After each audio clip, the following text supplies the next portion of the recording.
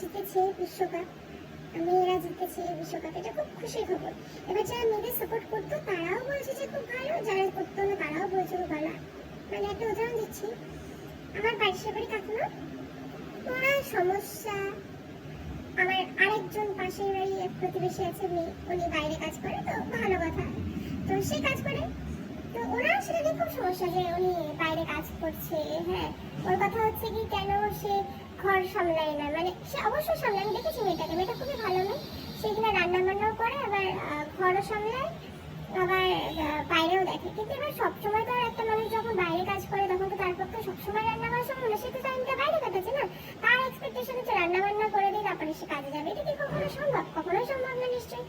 তো তাদের এক্সপেকটেশন এরকম কেন? সে বলছে বিশ্বকাপ খেলে তো খেলে, তো সে বাড়িতে রান্নাটাও করে, তুমি কেন পারো না?